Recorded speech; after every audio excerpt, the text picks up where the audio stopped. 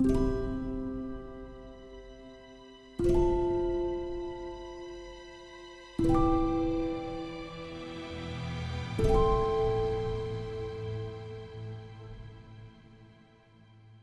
2020 I released an analysis on Dan Salvato's 2017 work, Doki Doki Literature Club, and explained how effective the game was at creating genuine fear by subverting expectations and utilising its medium. Even now, I still absolutely stand by everything I said. Doki Doki holds its place as being one of the most impactful pieces of media I've ever experienced, even 4 years later, and I still believe the game to be utterly flawless in terms of storytelling, writing and mechanics. The story has a defined beginning, middle and end, a perfect horror narrative, memorable and emotionally convincing characters, and an extremely effective visual and auditory presentation. All of this combines to create a complete and hard-hitting experience, with not a single loose end. It's a faultless piece of media, and one I felt an expansion of was completely unnecessary. So imagine my skepticism when I saw the announcement of a remaster and extension of Doki Doki Literature Club announced in June of 2021. Of course I was glad to see Team Salvato moving on to bigger things, but from the very first reveal trailer, many questions cropped up in my head. How would the game's famous file manipulation mechanics work? What elements would be changed or hindered by remastering the game? Is the project led by a different development team, losing the earnest nature from Salvato himself? These were all fears I had. But my biggest worry came in the form of the side story chapters announced. 7 short stories serving as a prequel to the events of the main game. These stories were supposed to give us a look at the characters' personalities and relationships, completely removed from the horror genre. Now while these chapters proved just how much extra content Doki Doki Literature Club Plus was giving us, it sparked a fear in me that this game would do something I genuinely find distasteful. A huge part of what makes Doki Doki Literature Club's characters and story so special is the inclusion and display of different mental health issues. Whether it be Sayori's depression, Natsuki's parental abuse, Yuri's cutting habit or Monika's over-attachment. Having issues like these be such a large part of a character's personality is what separates DDLC from other games in the genre. A character with depression shouldn't just be used within the context of horror, but instead as a lesson that living with such a disorder can be extremely difficult. But that doesn't change who you are. When stripping away the negative aspects of someone, you're left with a bland, unrealistic character with little to no depth. With the way DDLC Plus's side stories were being advertised, I feared the original game could suffer from this very issue. So, with lots of skepticism, I pre-ordered the game, and waited for June 30th. And within a single playthrough, all of my fears had been resolved, and I left with tears in my eyes, and a brand new favourite game. Arguably the most effective aspect of the original Doki Doki Literature Club is the manipulation of real files within the game's directory. This unique method of immersive storytelling isn't achievable on systems such as the Nintendo Switch and PlayStation, so Doki Doki Literature Club Plus presents itself with an original fake virtual machine environment. An effect I originally had my doubts about, but soon found to be incredibly effective for the following reasons.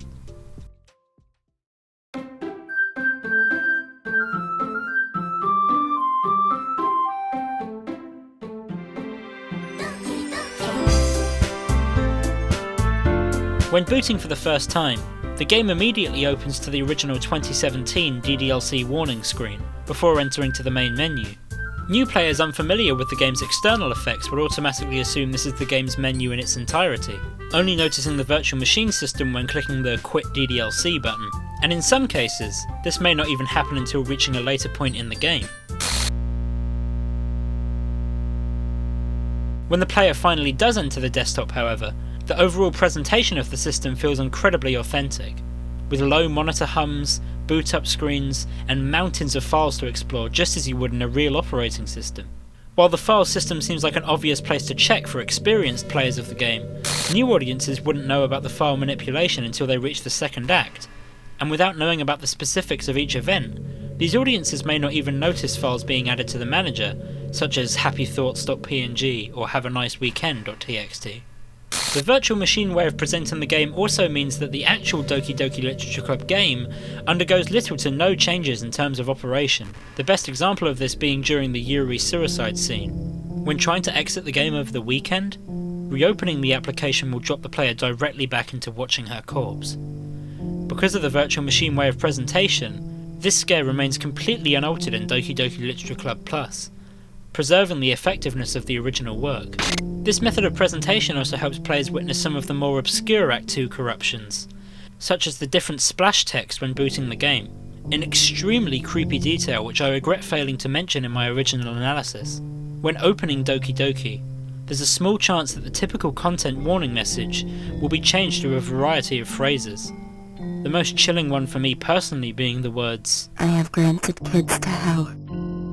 These hidden messages work for a regular desktop game, as a user may find themselves frequently closing and reopening the program in order to complete other computer tasks. But console games aren't completely shut and reopened as much by general audiences. The virtual machine layout helps more players experience this, as they may find themselves quitting to the in-game desktop more frequently than their console's home screens.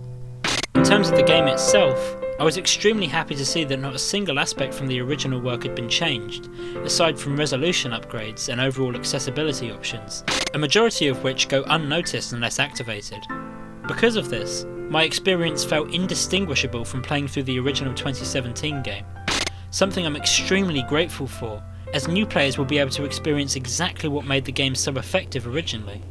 The biggest change, and seemingly a point of controversy from what I saw, is the censoring of Yuri's death scene on Sony-produced platforms. The act of her suicide is obscured by the dark static, with her blood being coated with a black liquid. While I didn't experience the game on PlayStation firsthand, from an objective standpoint I feel as if this change doesn't detract from the overall effect of the scene or the game as a whole. Seeing Yuri harm herself in this way is still absolutely shocking, and the changes to the visual presentation don't feel alien to the overall aesthetics of the game, as visual distortion and glitches are a common technique used during Act 2. The game's hidden files, random percentage occurrences and internal altering remain exactly the same too, with readable text and image files appearing in the game's files throughout. The only difference between these and the original game's files is the addition of some new files, which I'll talk about in depth later. Keeping all of these aspects the same was a very wise decision by Team Salvato and Serenity Forge, and it all helps preserve what made the original game so unique. Before exploring the side stories, I'd like to talk about the new hidden files within the game. Instead of being left as a result of the Act 2 corruptions, these files come in the form of notes and emails left behind by Metaverse employees, the company it's implied the virtual machine belongs to. All of the content here seems to piece together a bigger picture. The fact that the epiphany Monika goes through was intentional, how her actions differ during each playthrough, and so on. But the aspect I found most effective here is the method of discovering some of these documents. For example, placed within the game's directory is a text file titled Tower Keys. In said file is a series of numbers, 2, 2, 1. With this information, players are expected to navigate to the folder directory, Files Internal 221. Within this directory is a file titled projectplans.txt. The file explorer shows this document was created at 2:40 AM. The file is completely inaccessible unless the player quits the application entirely and changes their system clock to match the file's creation time. This method of accessing files in particular stands out to me, as it gives console players a taste of the original 2017 Doki Doki Literature Club experience, manipulating their actual hardware settings in order to find content within the game. My personal favourite of these hidden files is stored within the music player application. When playing the track Candy Hearts 3 times in a row, the song will slowly begin to distort and corrupt, eventually ending up as a creepy song in the style of the main story's second act.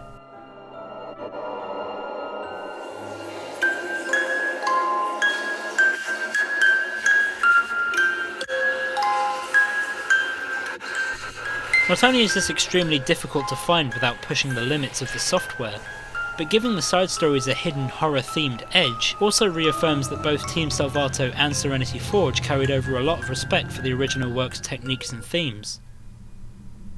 And now, for the aspect I was most scared for. The side stories had me filled with the most dread, as they're arguably the closest link to the original game's story since its initial release in 2017.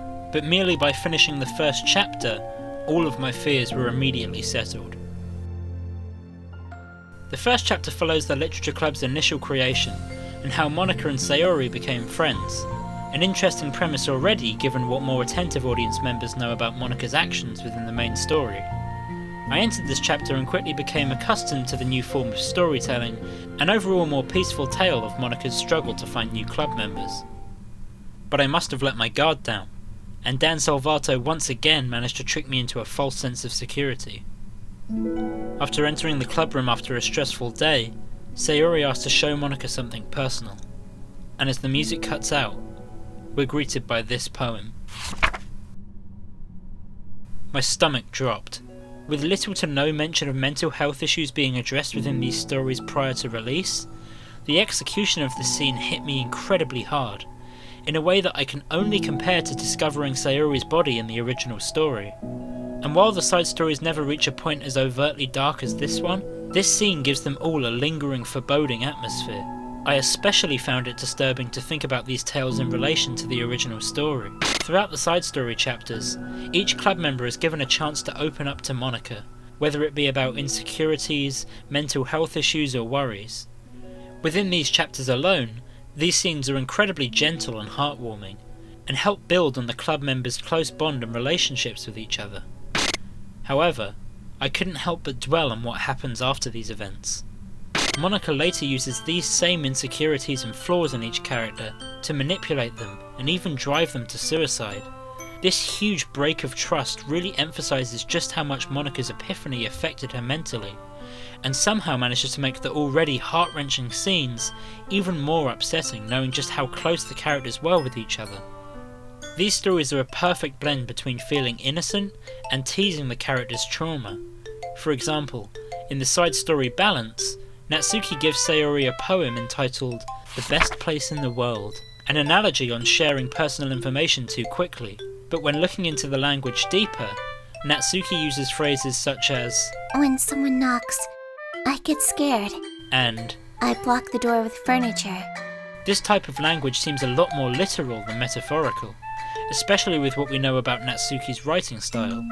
I have a feeling that this poem in particular isn't just for Sayori, but is also a commentary on Natsuki's abusive father, who is described in the main game as intrusive over Natsuki's privacy. Subtle hints at character struggles like this are especially effective when the side stories can only be unlocked by thoroughly playing through the main game, meaning audiences are more likely to pick up on these references to characters' mental health issues.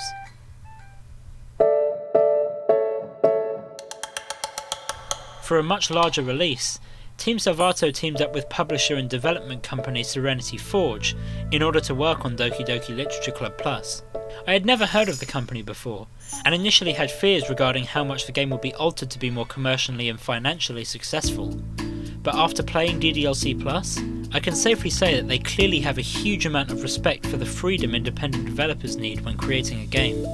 Even when working with a larger team, it's very clear to see that Dan Salvato himself wrote and had a large amount of creative control when it came to the new content added in DDLC Plus. The way the characters, directions and poems are written feel very clearly from him, in a way that demonstrates just how much depth and layers these characters have, ultimately making the events of the game's second act even more effective. Salvato's writing style feels very deliberate in making the audience react in a certain way. For example, when Natsuki is having a panic attack over breaking up with her previous friends, she mentions wanting to hit her head on the walls. This simple yet effective description made me really upset for the character, and the vivid imagery made me want to comfort her myself. In addition to the new work from returning artists Satchely and Valinquin, the new music and artwork for the side stories and gallery all feel extremely respectful and authentic to the original game. Every piece of new artwork oozes with emotion, and the side story tracks by Varian pay homage to the original game by using the same samples and leitmotifs, while still being original and gorgeous sounding. Tiny details like this are proof that the team working on the game were just as intimate and respectful about the project as Dan Salvato was back in 2017. Because of this, DDLC Plus remains respectful to Dan's original work. While I could have mentioned this when talking about the new hidden files within Doki Doki Literature Club Plus, I figured these discoveries are important enough to be focused on separately. Throughout the game, you're contacted by members of Metaverse Enterprise Solutions, a company shown to be responsible for the virtual machine you're using. These messages can range from generic work emails to small chat between colleagues giving more insight into certain parts of the story's lore, such as Monika having access to a Twitter account and the game's events possibly being a time loop. However, when achieving 100% completion within the game's files, a new email will be received, encouraging the Metaverse team to move on from the current virtual machine, dubbed VM1, into a new one. It's at this point where an 8th side story will unlock, titled Test VM, and codenamed Project Libitina, a project previously hinted at when decoding files from the original Doki Doki Literature Club, and believed to be Salvato's next project. Booting the new chapter, however, will cause the virtual machine to crash, randomly generating a series of cryptic messages. Finally, in yet another twist I never saw coming, the truth about the Metaverse development team utterly blew my mind. By decoding more of the new file secrets, the user will be led to a file titled DDLC.txt. The document will be inaccessible until 12:55 PM, where it will finally open. Inside is a text file secretly sent out within the Metaverse team, suggesting that they disguised their elevated permissions experiment as a cute dating simulator. The name of their group? Something like Team Salvation? I couldn't believe what I was reading. Just when I thought Doki Doki Literature Club couldn't blend the line between reality and fiction anymore, it suddenly began to imply that Team Salvato themselves are another part of the grander story behind the game's events.